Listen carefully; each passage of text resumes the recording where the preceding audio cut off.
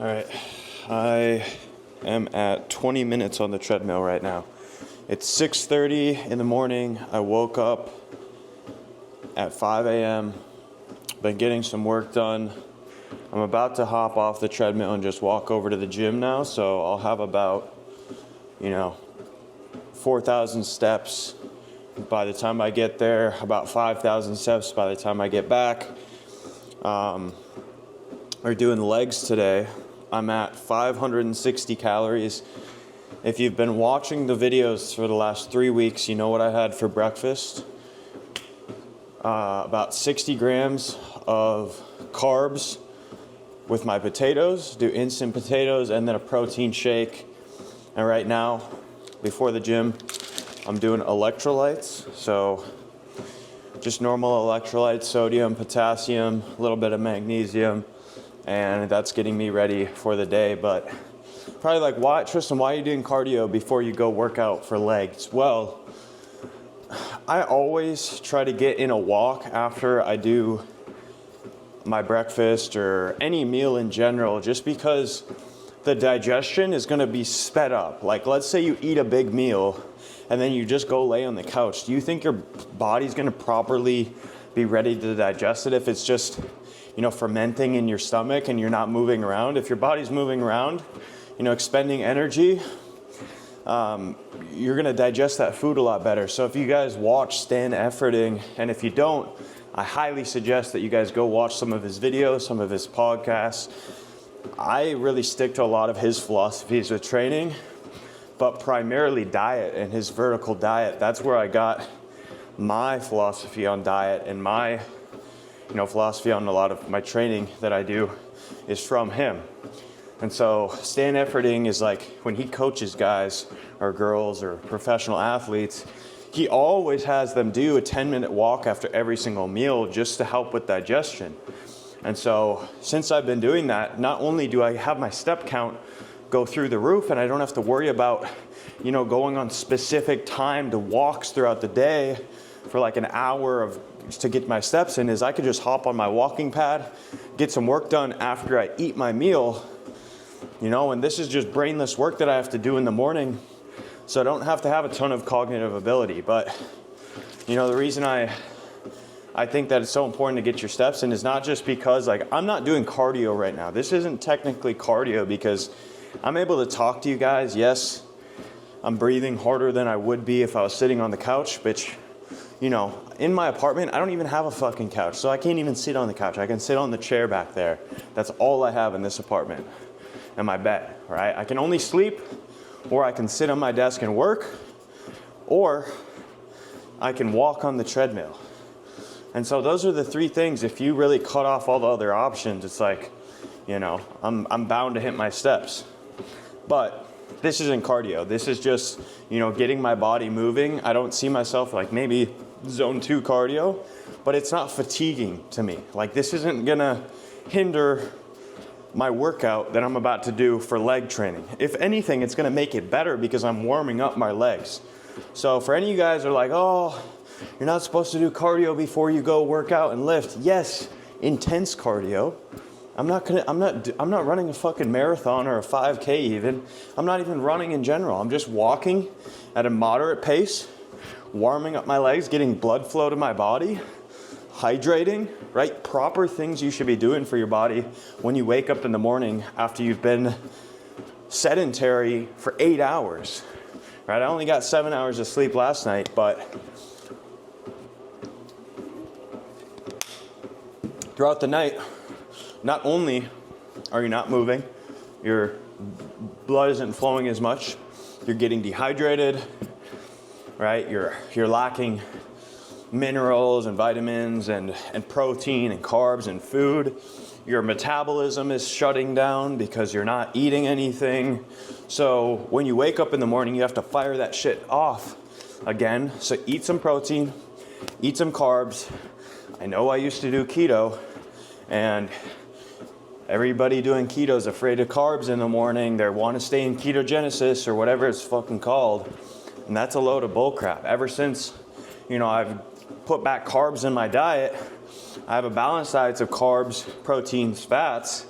I feel better, I look better, I, perform better in the gym and just in life in general. I'm happier, I can eat a wider amount of foods, and, I just have more energy, because the thing with carbs is carbs are protein sparing. This is something that I wish I would have realized a year ago when I was doing keto, was carbs are protein sparing, which protein sparing, if you guys don't know this, everybody's like, oh, you need to get more protein.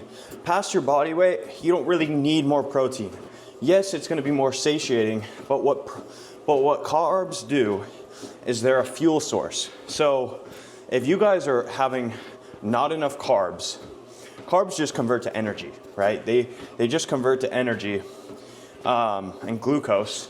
So basically, you could be using, like if you don't have enough carbs and your body doesn't have enough stuff to use it for energy, it's gonna have to use protein for energy.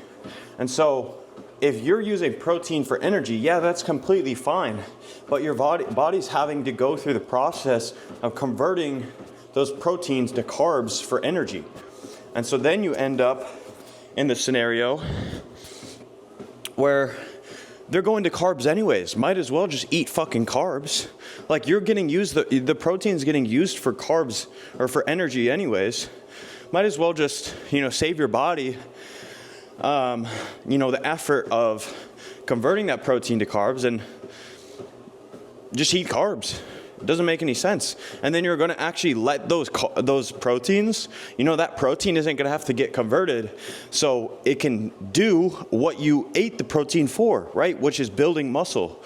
So if you guys eat carbs, that means the protein can be set aside for actually building muscle and doing what you ate the protein for, rather than getting converted to energy. Because you guys aren't wanting to eat protein to use it for energy. That's not the goal of eating protein. The goal of eating protein is to get it to actually build muscle and put on muscle on your body. And so if you have the carbs for energy, protein, not for energy, for building muscle, all right?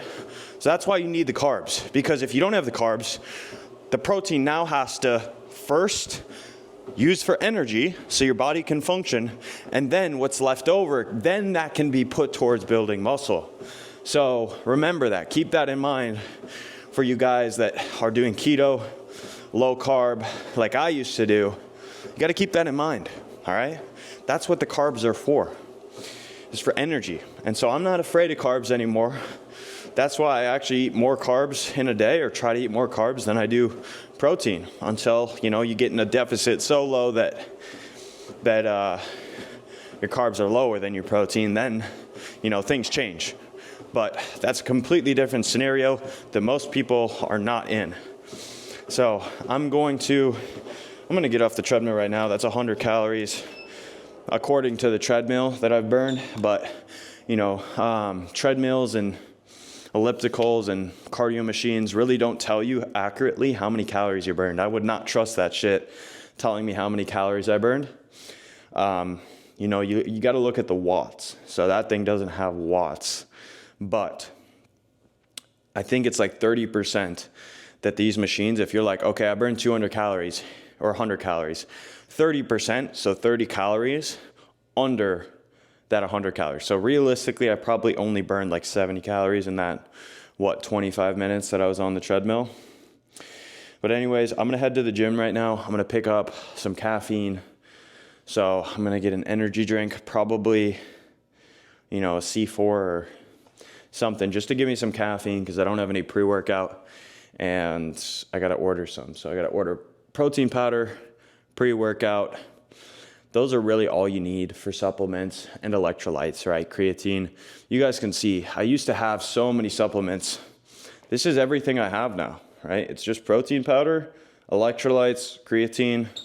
These are BCAAs, but I got them because they have electrolytes in them. I don't fucking need these. I don't use them. That's why I still have them, is just because I don't use them. They also taste bad. But food is number one. I was just reviewing my workouts, so we're doing legs today. You guys can see, I got my leg workout. I got my previous leg workouts, so I can scroll and see what I previously did, right? on each of my exercises. So split squats with the Smith machine. This is my goal today. I want a PR. Last week on the 1st of July, I did 215, 12 reps on my left leg, 10 reps on my right leg.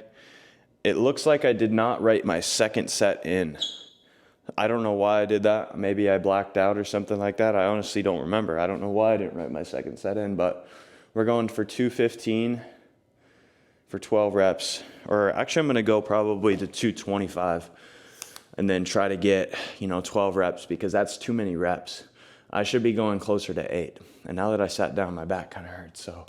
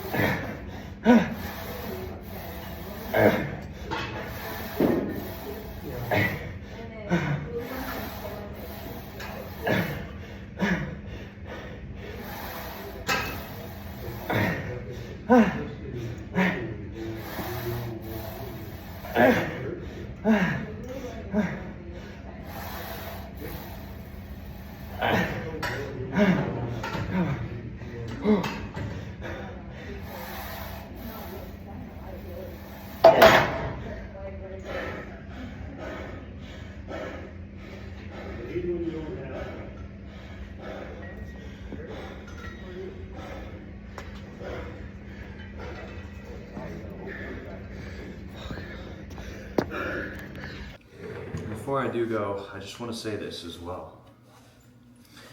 You guys should be approaching everybody you see on YouTube, even me, with a grain of salt. And what I mean by this is, everything I just said when I was talking on the treadmill, there's a lot of stuff that's it's universal. It's just undoubtedly facts that, that's better than whatever thing.